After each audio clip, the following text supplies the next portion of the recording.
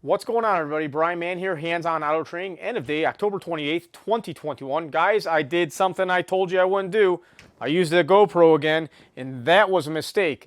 I have some files on this thing that I can't get off of it. They're invalid. I can't even play them back on its device itself. It's very annoying to me. The reason I used this today was because I had this setup going on. I was trying to work on my videos and I had to go. This is for the transistor video and also a couple other videos we're going to be doing together. So that being said, I don't have some of the footage that I wish I did. Today was a pretty cool day because I had a 2014 Ford Focus, the last job of the day, TCM dual clutch module, and it was a used module and it went right. I wish I could figure out exactly what the secret sauce is here because I feel it's people getting the wrong used modules. However, this module itself, when it was plugged in, the module was in, I got to the vehicle, I hooked up my battery charger before I did anything, and I opened the door with the key off. I opened the driver's door, and the transmission control module started banging the clutches and all kinds of racket was going on. I'm like, oh no, this isn't good. Check this out. When I open the door, I don't even have anything hooked up. This thing's just going clickety-click. The key's off. Transmission is clicking and clacking away here.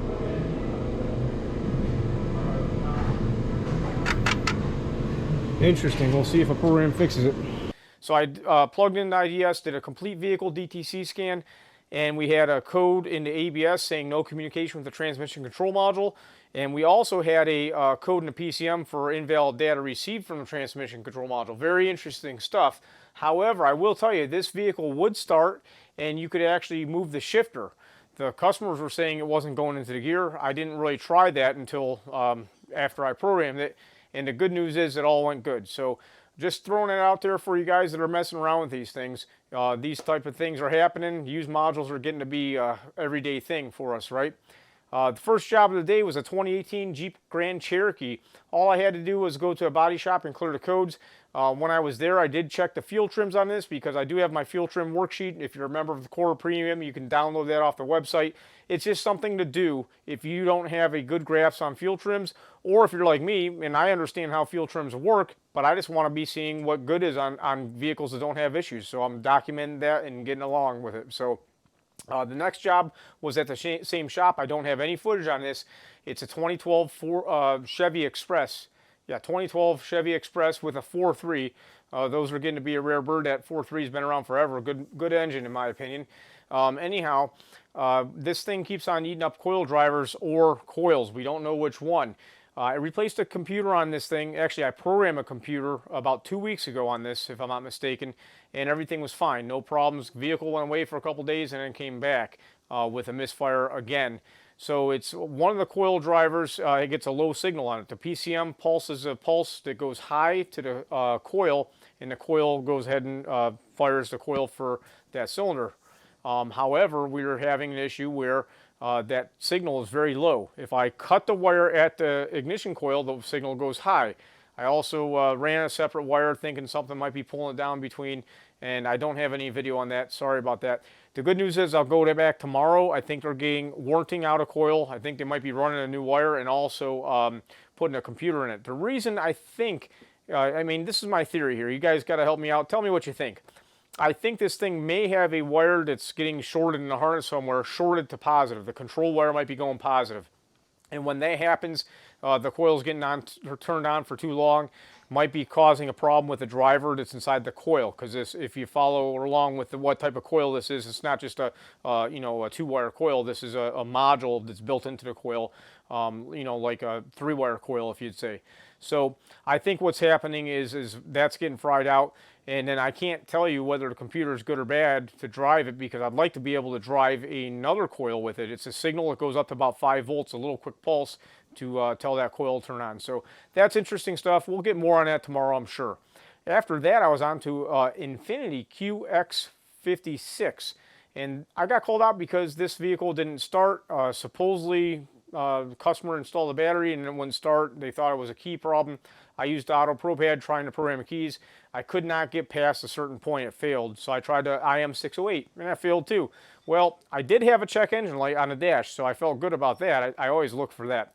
But it turned out that we had no communication with the engine control module. There was a missing fuse for one of the DIG fuse. Think that means diag fuse. That's a 30 amp fuse that feeds the ECM. I put a 25 amper in there and it popped immediately. Like turning the key on, it blew right away.